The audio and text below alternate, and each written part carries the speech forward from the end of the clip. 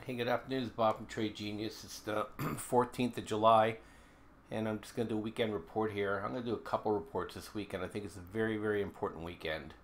Things are happening, and rotation is happening, and I think it'll be seminal, which means very important, and I think it'll be secular, which means longer term.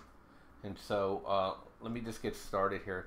So the financials, they reported today, and probably why this was all run up ahead of time. And they all had great earnings reports, except they all reported future reduction in loan growth. And they reported absolutely abysmal trading profits and the what they call the FICC, which is the ability to get the spread of interest income from deposits they receive and what they lend out.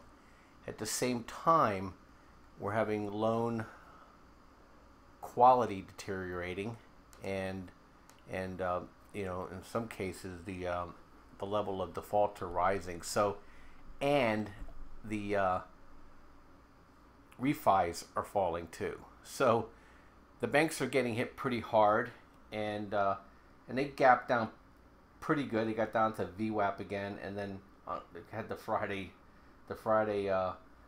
lift here, and but they couldn't quite bring it to even. And like I said, I think the banks are in big trouble, and so I think they probably hit their high water mark for this economic, I guess, point in time. So before we go into recession. And you got SPY here. And the thing I want to point out with SPY is that it's lifting now. Whenever it gets more than 2% above its moving volume weighted average price, this is all move with no really associated volume with it. And so I expect this to come back down. And like I said, we haven't really been trading it too much. It's just been too hard to trade, even day trading it. But it looks like this is the Wednesday, Thursday, Friday of the Yellen week, and we had another day where we had everything up. Bonds and stocks and gold and oil, and volatility was crushed. These are fairly rare events, and they usually mark a turning point in the stock market, the broad market, and it usually turns down. Well, it does turn down. There's no usually about it. So the next 2, 4, 8, and 6 months out, 2 weeks, 4 weeks, 8 weeks, and 6 months out, is negative for the market. And so, FYI, and I think we're just looking at a push here into the options, which is really an opposite week. Usually the second week of the month, the options usually push down into Friday, and here they just pushed up all the way through. So, options expiration next week, they're going to have to balance out. So it just could come down hard the same way it went up this week. So just bear that in mind. The VIX, they just crushed. I think it's a 1 for 4 next week, and that means you're going to see VXX at when you get in Monday, it's going to be at 45. You think the world has ended? It just that it repriced, and then so they can use it to grind it again. But we'll just see.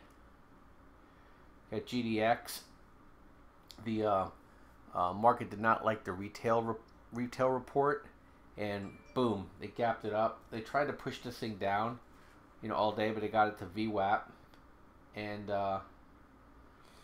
but like I said earlier this week, I think the lows are in for the miners and the metals for this economic cycle. That was the word I was looking for, and so. I'm looking for next 60 to 90 days to be generally positive on GDX. We did, however, close our dust puts there for next Friday, and sometimes I have the habit of holding them a little too long, and this time I want to take profit on them. And so we bought them at 140, closed them at 230. I'm happy with that. Could have got more of them earlier in the week, but I'm thankful that we had this bounce today, and I was able to make good profit on them. We will get many opportunities now. I think dust will get dusted. Okay, the Qs. This is the part that's not working yet for me. I said on Wednesday, I took a shot. And just for people who subscribe to me too, I put 2 or 3 different kinds of trades out there that might be similar. It doesn't mean you have to take all of them. You know, I'm trying to give a variety of things depending on what people are looking for. So, you know, we had short semiconductors, we have Q puts for September, and we have SQQQ, and then I'm trading the futures with them as well. So, you know, just don't feel obligated. Anybody listening, don't feel obligated to just take everything you hear. You know, pick what works for you. I picked these for a reason, and I'll get into them when I get to each one of them. And the correlations have been that you had the Qs and oil and gold haven't been aligned, and this week they've been aligned. So my expectation with oil and gold pushing up is that the Qs would relent, and they haven't yet. So, but I kept the stops pretty tight, and so I'm looking to enter again. But at this point, well, for the Qs, I didn't put on another sold put. It's pushed up so hard that it would just be pointless to put a sold put on there. And I didn't want us to put it in a credit spread condition in case this thing comes down really hard next week, and then we're losing money being on the right side of a trade. So I just decided we're just going to be in the Q puts for September by themselves, and then I'll make an assessment next week what to do. Here's UVXY. Next week this will be at 32, 33. Actually, it'll be closer to 34. NVIDIA. So this is what I suspect is going to happen here. Is you're just going to see this. They hit these. This is 10% above BVAP.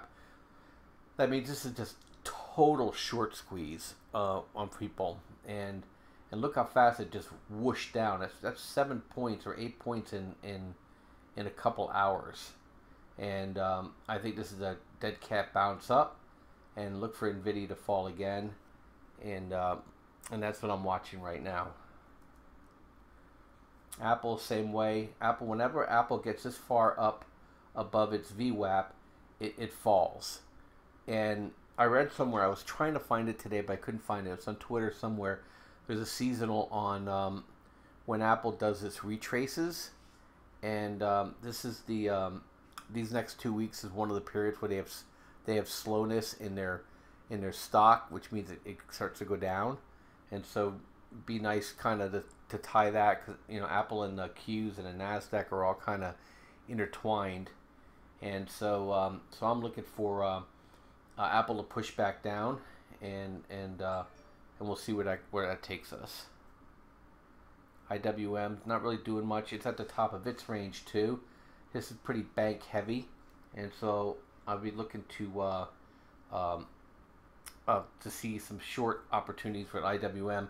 I may start putting credit spreads back on next week. It's really starting to behave again, and now that I think we're past the prime move for technology and small caps going into the fall, I think it'd be a good opportunity to get back into them again. GDXJ is up. It popped with the miners. XLE, just stayed away from this. I think oil's getting close to the end of its move in its range here, so no sense jumping into this, and it's going into the 6 months of the year where oil struggles. Okay, with Nugget, we talked about dust and small caps.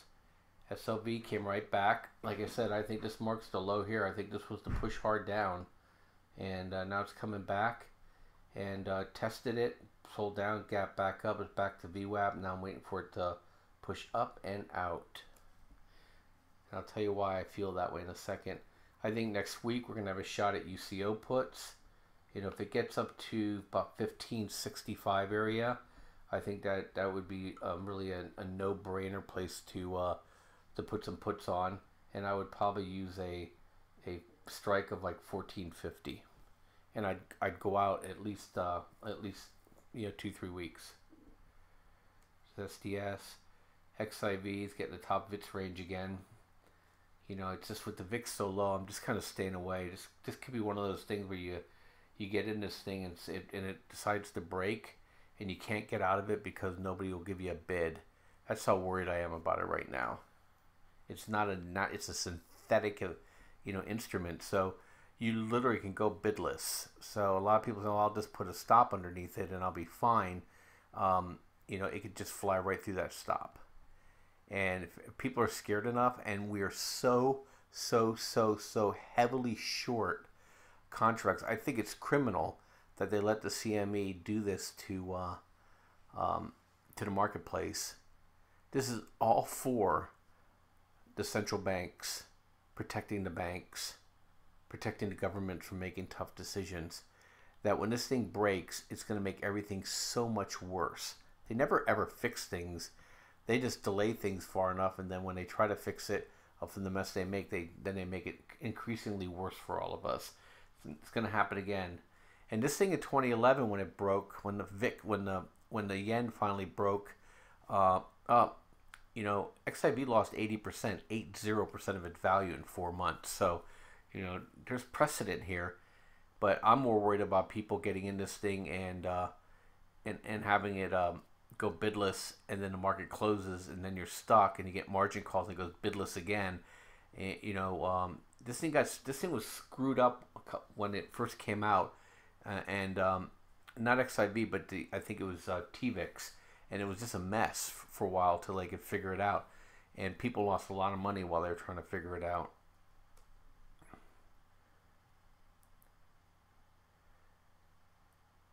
The technology, there we go. Again, it's way past VWAP.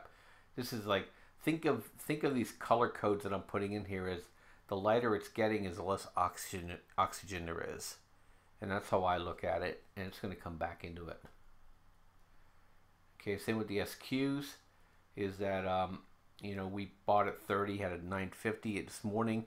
After that retailer report, I thought, oh, for sure, that gap up was going to be sold off at the open. Originally it was, and then they just grinded it up all day long. So we got stopped out again at 925. And at this point, is I won't really ask anybody to consider getting into it until we break 29.75, and then I'll take a look at it Monday to see if there's a better entry. It has to show me that it's going to want to come back at this point. And if it gets down to here, though, at 28.50, then I'll think about it. So that's my range right now. So I would suggest a buy limit at 28.35 and a buy stop at 29.75. In between there, I'm just going to let it churn. I'm not going to keep going to the well. Here's gold. We have IAU, so I'll get to that in a sec. There's dust. Thank you. And we'll let this thing, if they try to drift it up again, we'll pound it down again. It's just this trade has been paying us pretty well this year. Okay, IAU is that, so we're in at 1168, we're at 1182 now. My stop's going to go in on Monday at 1176, and it hit the VWAP here, it held it, so we'll see if they'll try to push it down again, but it's going, and it's going to go higher. And what I think is going to happen. I think this is just going to be a grind kind of trade. And then here's the real estate. This is totally a move for interest rates. And so I'm saying, this is why things are so screwy to me, is that they were using sold bonds and shorting the yen as vehicles for the NASDAQ and the broad market. And those things and selling gold, and all those things flipped, and they still pushed everything higher. So that's what's telling me. That those are going to relent, because they're at the end of a cycle, and these are at the beginning of a cycle, and so my correlations told me to do what I did. That's why I did it. You get stopped out. You get stopped out sometimes, but overall we still made money today, even though I got stopped out of things, and I was much more leveraged than what I put out for my subscribers. And I still did well because I was leveraged pretty strong on the long side too for the things that worked. So I just think it's a matter of time here now before the stuff that we want to work is going to keep working. The stuff we don't want to work will fall away. Okay, the Amazon chart. Here's AG. We're in AG. Got in at this price, and fine with that. And in fact, I'd hope it'd go down a little bit more. I'd like to buy more, but right now our stop's at 730. But when this thing goes, earlier this year, this thing was over 10. I think it got almost to $12. So there's a double in here. So just bear that in mind when the miners start moving again. You're going to get a double out of First Majestic. Okay, didn't really do much today, but we weren't really following it too much either. This looks pretty boring to me too. Okay, it's WPM. It grinded up again, still hanging underneath that VWAP. It's we bought again at 1962 officially. I'm in it very large, so 6,000 shares. So that was fine with me today. I only have 10 contracts sold on it for 1950 for next Friday, and I just been holding off doing anything because I think it's going to break through that VWAP.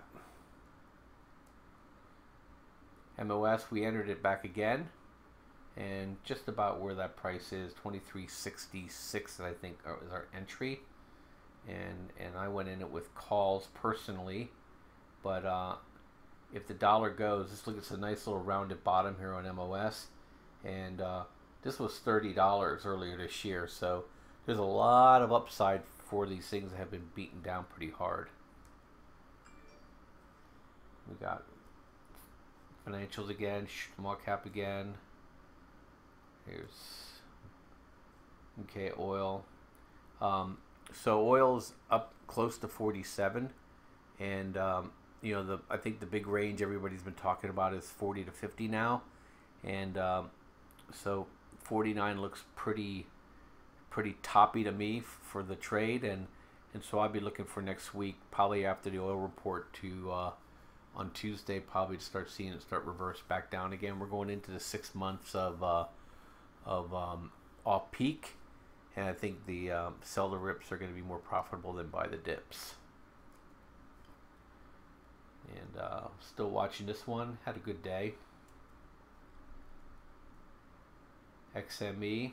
So 31 was our stop out. So that we moved up, and I had calls on it, and so I'm out of my trade. And then if you were in it, I don't know if it ended there but I closed right before the close on it. So let me just check the daily on it. Yeah, so everybody should have been stopped out if they chose to be. Okay, but this looks good too. So this is a little cup, and drifted down, popped back up again. If it gets back, and we're touching VWAP now. With that VWAP moving up, are going to be interesting places to buy. And I might even take a look at anywhere between 30 and 30.60 again. So we'll see. Okay. Coffee. So Brazil reported 8% reduction in coffee production. I mean, that's amazing. And right here just looks a little bit like silver this week, right? So I think we're seeing pop. I think the days of suppressing the ags are over. I think we had the best probably 10 years of food production that we've had in a long time. And now I think we're going to go back into the lean cow years of Joseph's day. And so I'm looking for a lot of people are short coffee, and a lot of people are short sugar, and a lot of people are short the grain. So a lot of people are short gold and silver. So a lot of people are on the wrong side of this trade that are very, very leveraged, and they're going to have to unwind. And so I think when you see moves like that, or guys forcing other people out so they can get out for the best price they can, and and then you're going to see this thing start to really go. Because I mean, you look at here, this is already a 10% move higher in coffee, and so and this thing was in the mid 20s, almost at 30 at one point this year. Okay, you got drip, got DBA. It's going to holding firm. Said it's a long-term hold of mine, right? Pretty much where I bought it though, a long time ago. Okay, we got wheat. Okay, pushed up and then it kind of sold back. But like I said, you're not going to get any lower than here anymore ever. So you get any big dips in wheat, buy them, and then let it come back up, because farmers are taking stuff off the production if they can't get their prices. And we're looking at some of these fields are down 20%. So I think inventory is going to get eaten up, and we're just going to have a bid on wheat now for a couple years. Okay, I was going to trade this, but everything else going on, but I think this is going to be a little trade that could, but I'd like for it now to come back, and I'll buy the next real dip on uranium. Okay, this is what we're really watching here. Like again, this was giving me signals. Hey, get into the shorting of the technology.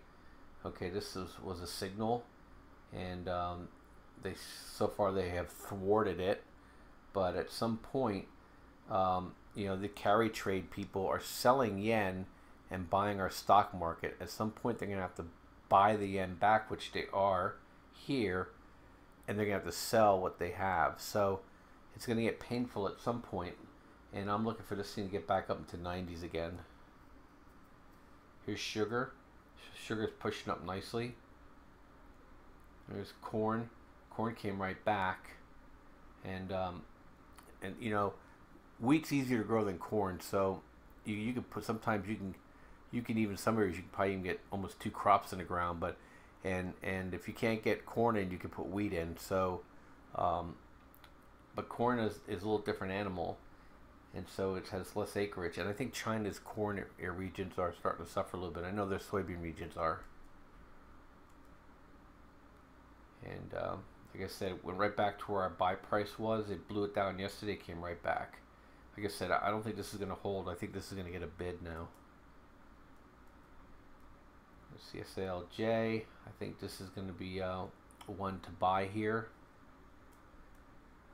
And here's SSG. It is now at the bottom of the range. So, if this price holds going into Monday, I'm going to have to get back in. This is 10% below volume weighted average price. This is just an absolute squeeze of epic proportions.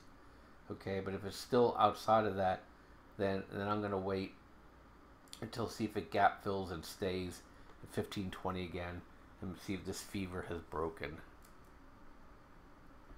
Okay. Like I said, soybeans hit the VWAP and came right back. This is going to be the strongest of the 3, and China's buying it like crazy. They're vacuum cleaning soybeans up from around the world. There's VVIX, crazy. Okay, the 10-year came down 30 basis points, back down to 2.31. I think people are absolutely delusional if they think we're going to have higher interest rates.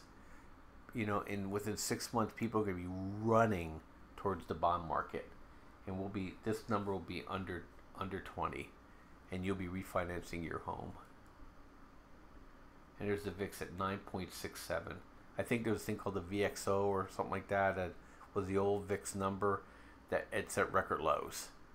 So they squeezed the life out of this, because computers are remorseless, and so they squeezed the life out of it. And now everything is piled up on the short side. And when this thing goes, there simply will be nobody on the other side of that thing. It's going to come out, like a bottle of Coke that's been shook up on a helicopter ride, and it's going to pop. And then what I'm told, listen to the derivatives guys, if VIX pops from 10 to 15, it'll actually cause a cascade of selling, what they call accelerated selling, which is like they call it negative gamma, which just means that the selling will accelerate and it feeds on itself like a fire feeds on itself. And it's uncontrollable. That's what happened with the Chinese thing, if you guys remember back in the end of 2015, is that selling begets selling, which begets selling. And it just feeds on itself, because there's a lot of people selling naked puts out there, and thinking it's just a no-brainer trade. And it has been since February of 2016 a no-brainer trade. But at some point that trade stops, and when it stops, it just doesn't stop. it'll blow people up. So just bear that in mind, and that's why I've been staying away from XIV and been throwing some UVXY puts out there, but I didn't even bother this week after I saw the retail report. That I thought definitely the economy is going to turn now. And like I said, the consumer's dead. I mean, they destroyed them, and they're still screwing around with the healthcare law. So, I think everything's waiting for this tax. I think literally nobody's selling because they're waiting to see if they can pay less taxes. And I think it'll be the Sell the News event will be just absolutely amazing, whether they get it done or not. I think they priced it. When I say get it done or not, when they get finality on whether they will do it or not, is that I think the selling will be overwhelming, and I think people are going to figure it out. It probably wasn't worth waiting because it's going to fall much farther faster than any savings they could have had from the taxes. So, and I think I rolled through. So anyway, I'm going to talk about futures a little bit this weekend and show you some trades that were out there. And I have some more macro thoughts I think you'll find interesting. Things that people aren't really talking about, but they definitely will in next 6 to 9 months. Have a great weekend. Bye-bye.